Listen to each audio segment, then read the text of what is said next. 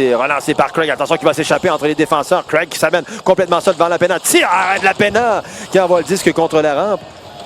Et cette rondelle a été déviée au passage par Campbell. Et les Olympiques ont marqué. Et c'est Savoie qui marque sur la séquence. Quelle drôle de séquence. Là-dessus, Campbell qui avec le gant fait dévier la rondelle sur son gardien Lapena qui ne s'y attendait pas du tout. Et par la suite, c'est Samuel Savoie qui, de l'autre côté, va récupérer la rondelle. Pendant qu'on voit la reprise, Craig d'abord qui va s'échapper. Ce sera bloqué par Lapena. Par les Olympiques, boutant en territoire central. Il va une remise contre la rampe. Saisi par Bizi. Attention, complètement seul de l'autre côté. Quel arrêt de Lapena du bout de la jambière. Il est venu voler roi, ni plus ni moins. Sortie de Poirier derrière son filet. Remise contre la rampe vers Rollins, l'amoureux là, qui est intervenu en territoire central. Et là, c'est Drolet qui a raté le disque. Attention, c'est Craig va s'échapper. Craig tire contre. Tire entre les jambières de Francesco Lapena. Et là-dessus, Drolet va s'en vouloir. C'est lui qui n'a pas été en mesure de saisir la rondelle à la ligne bleue des siens. Et cette rondelle qui se fera un chemin entre les jambières de Lapena. Et les Olympiques doublent leur avance, c'est 2-0.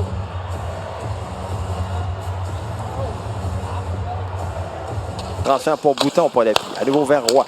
Roy qui est transversal maintenant vers Véro. Dans l'enclave, on tentait de rejoindre Craig. Ça a raté. C'est repris par Bouton, point d'appui. Tir sur réception. Dévié contre. Et les Olympiques qui marquent en avantage numérique alors qu'il restait encore 7 secondes à la pénalité de Charles-Antoine Dumont. 3-0 les Olympiques en avant. On s'arrête avec 12-49 à faire au troisième vent. Vous écoutez le hockey des Voltigeurs. Bon, 6 contre 4. Voilà. Bon. 6 contre 4. Letton dans la mise en jeu. Face à Bizi. C'est emporté par Bizi. Beau travail. Luno. Complet de dégagement. Et cette rondelle va se retrouver derrière la ligne rouge. Et les Olympiques en marquent un quatrième.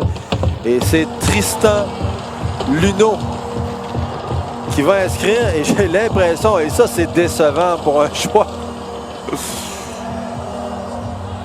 Est-ce que c'est son premier en carrière pour Luno? J'ai bien l'impression que oui. Hein?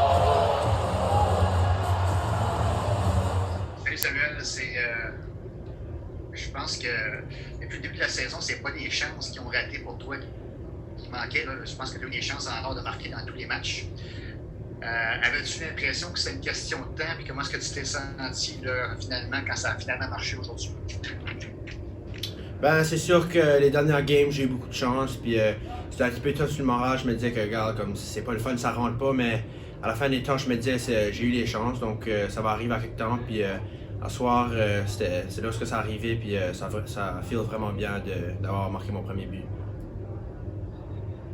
Oui, tantôt tu disais que peut-être que senti un petit peu de nervosité chez toi aujourd'hui. Est-ce que c'est comme ça que tu te sentais en début de match? Ouais, je comprends pas ce qu'il dit. Est-ce que tu sentais de la nervosité en début de match? Ouais. Non, on n'a pas joué pour un mois, donc on a pratiqué, puis c'était tough de ne pas jouer comme je dis. Mais la nervosité, je pense pas. J'étais vraiment confiant à l'équipe qu'on a cette année. Puis on travaille vraiment fort ensemble. Puis notre chimie est vraiment forte. Donc j'avais une bonne idée qu'on va gagner cette game-là. Puis explique-moi donc comment ça s'est passé ton premier but. Là, parce que c'est pas clair. Là, donc Kieran avait une échappée. Puis comment ça s'est passé après? Là? Kieran avait un échappé. Puis il a shooté sur la patte du goalie. Puis moi, j'étais en avant du filet. Puis après ça a été dans le coin. J'ai été la chercher dans le coin. Puis là, j'ai pas vraiment vu qu'est-ce qui arrivait après. J'ai vu que le goalie le frappait avec sa pad ou sa main, je pense. Puis je l'ai eu à côté du filet, puis je l'ai rentré dedans. On dirait que c'est comme un copier-coller du début de saison. On a des matchs en concours. À chaque fois que tu commences une saison, t'es pas battable. Quoi, match en concours, je pense que t'as pas donné de but. Là, il y a un gros break d'un mois. Tu reviens, tu donnes pas de but.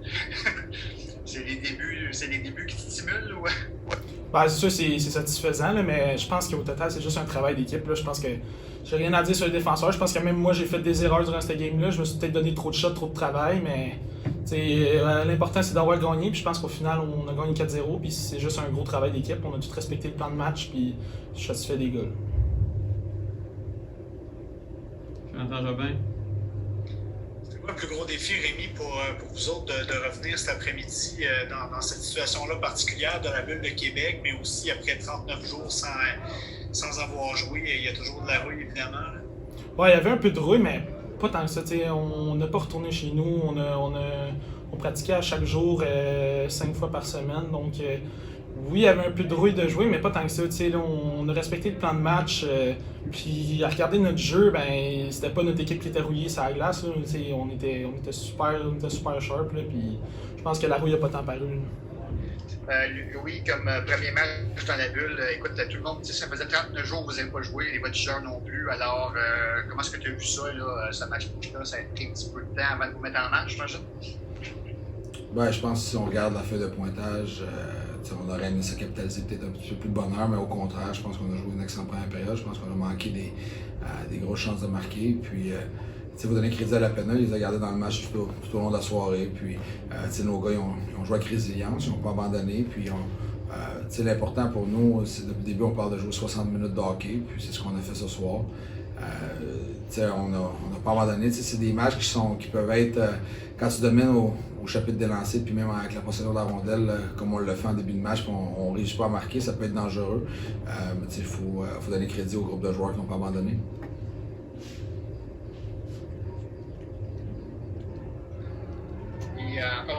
Écoute, je pense que je voulais te poser une question par rapport à Savoie, parce que là, aujourd'hui, tous les joueurs qui ont marqué, c'est leur premier but de la saison. Savoie, je pense qu'on s'en était parlé une couple de fois. S'il n'y avait pas de but encore, il n'y avait même pas de points, mais je pense que c'était une question de temps. Je pense qu'il y a eu des chances de marquer dans tous les matchs de la saison cette année, je pense. Oui, mais je pense que c'est très mérité. Je lui ai adressé, je pense que le chiffre juste avant son but, je pense qu'il était nerveux en début de match, on le sentait pas avec la même angle que d'habitude, il avait peur peut-être de faire des erreurs. Mais c'est le signe des bons joueurs. Il a trouvé une manière de se remettre dans le match. Il a mis la rondelle profondément. Il est allé marquer un but près du filet. Ce genre de joueur-là, c'est là qu'il va pouvoir capitaliser. Puis, je suis content pour lui parce que, comme tu dis, depuis le début de la saison, il a une attitude exemplaire, il travaille extrêmement fort, puis il le mérite amplement. Puis, je regarde Tristan Luneau. Quand tu fais les choses de la bonne façon, tu vas finir par être récompensé. Puis là, Tristan, il a frappé le poteau en fin de deuxième période. Il aurait pu marquer. Peut-être qu'il va s'en souvenir. Ben, il va s'en souvenir toute sa vie que son premier but dans la Ligue de hockey Jean-Major du Québec, c'est dans un filet désert.